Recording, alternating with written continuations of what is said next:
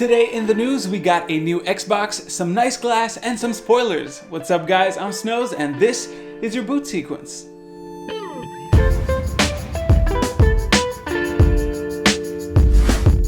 Let's start with Microsoft. It looks like they're working on a fourth console for this generation. Not only that, but according to sources that spoke with Windows Central, you should be able to pre-order it in April. So why a new console? We already have the base system, a new, smaller, slightly more powerful S version, and of course the powerful Xbox One X. Well, this version is apparently a digital-only console. That means that this system won't have a Blu-ray drive, and with a little luck, will be a lot cheaper than the standard consoles. We talked about a disc-free Xbox a few months ago, but I thought that we wouldn't see it until the next generation. In fact, the more I think about this, the more I think the console might translate into the next gen. The hardware inside the Xbox One is already good enough to stream games, and with Project Xcloud, this console might just stay here through the next generation until they figure out a good way to stream games in 4K. I'm also curious about the hardware. Apparently this is the console that had the codename Maverick, and it will share the same hardware as the Xbox One S, except of course for the all-digital part. Now about digital games. Personally, I'm pretty torn on the subject. Last year when I moved, pretty much all of my Xbox 360, Wii U, and Xbox One collection got flooded, and all of the cases looked like wet paper towel. This month, I was looking for my Wii U games and realized that none of them were in the right boxes, and I couldn't find some of my favorite games. Most of that is of course my fault, and I love physical copies, but I do see how digital downloads are more convenient. The one thing that physical copies does have over digital though is resale value. You just can't sell any individual old digital games, and that sucks. Microsoft was surveying Xbox users about 2 years ago on the possibility to trade in games, but it never went anywhere.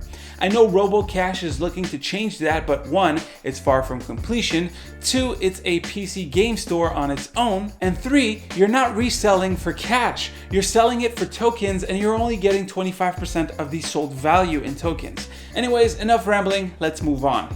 Foldable phones. It's all the craze these days, and you got the ones that fold on the inside like the Samsung Galaxy Fold, and you've got the ones that wrap around the outside like the Huawei Mate X. Now, as you guys know, I have a preference for the outside folding design of the Mate X, and a lot of you guys were quick to point out that this leaves the screen vulnerable in pretty much any situation. Well, Corning, the company behind, or should I say in front of pretty much all of your smartphone displays, is working on a bendable version of the Gorilla Glass. The general manager of Corning said that they are targeting a bend radii of 3 to 5 millimeters. Fun fact, they already have a bendable glass called Willow Glass, but they can't use it since it has to be dipped inside a solution of salt, and that would corrode the transistors in the digitizer. With their current goal, it looks like the future of foldable smartphones will be on the outer radius like on the Mate X. Not only would it be easier to achieve since most phones are under 8 millimeters, but the bigger the radius, the thicker they can make the glass and the stronger it will be. Personally, I hope I get my hands on a foldable phone, but I think I'll just wait until they become a little more mainstream and also less expensive. And lastly, a new vulnerability has been discovered for Intel processors, but this time it runs deep into silicon. The flaw is called Spoiler, and it affects every Intel processor since the introduction of the Core architecture. Just like our old friend Spectre, this vulnerability uses speculative execution, but this time we won't have a quick software fix from Intel since it actually affects a different part of the silicon. It seems like we're seeing a new flavor of speculative execution vulnerability every month, so I won't go into details, but link is down below as always if you want to learn more. What is certain though is that this exploit only affects Intel CPUs, so AMD and ARM folks should be safe. At the same time, Microsoft released an update that should eliminate the performance hit that was seen with the Spectre fix slowdowns.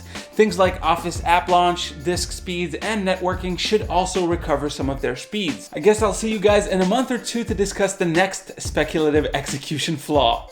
Alrighty boys, let me know what you guys thought of today's stories. Do you think that flexible glass is the future? Do you sell your used physical copies of games? As usual, let me know down below. Come say hi on Twitter, by the way, at boot_sequence right there. You can click right here to see the latest video, right here to subscribe to the channel. As always, stay frosty, and I'll see you guys on the next one. Wait, I was supposed to... Well, I kind of blanked out there for a second. Don't know what happened.